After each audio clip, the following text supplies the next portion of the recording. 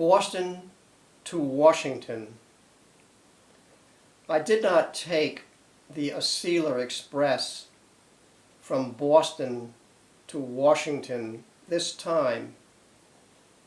The entire fleet had been grounded because of a brake problem which could not be repaired due to a lack of spare parts.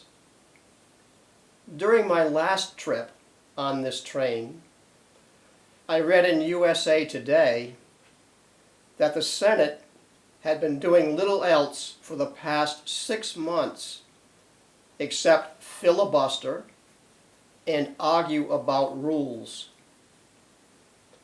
As we passed Kingston Station, I finished the paper, and for the next 6 hours, while my fellow passengers talked incessantly on their cell phones or fiddled with their laptops, watched a streaming panorama of abandoned factories with shattered windows, empty warehouses covered with graffiti, squalid commuter stations where bedraggled travelers stood near colorful action posters for the Eagles, Nets, and Knicks, litter-strewn embankments, broken fences, rusted iron trestles, and seemingly endless miles of decrepit row houses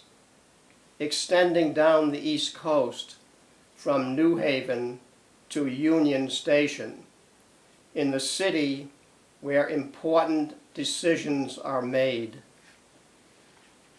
One sight in particular, viewed from the window, accosted me like a cardboard cutout in a convenience store.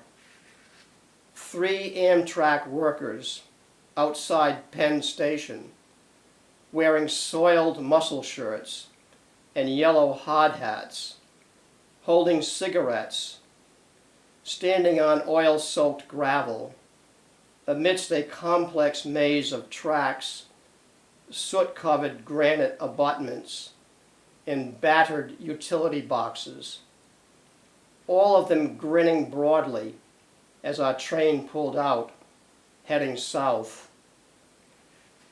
Perhaps they were happy to have jobs, not yet eliminated by outsourcing and illegals.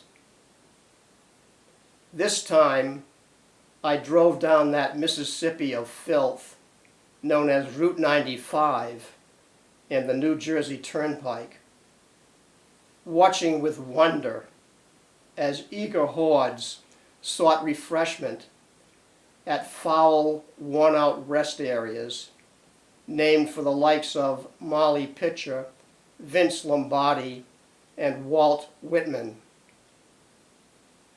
Further south, I witnessed throngs lined up at the salad bar in a concrete and steel Petri dish called the Chesapeake House. Standing before the Capitol building, notebook in hand, I thought about what they had been doing in this marble palace on the hill for the last 6 months, indeed the last century, and how they had gotten away with it.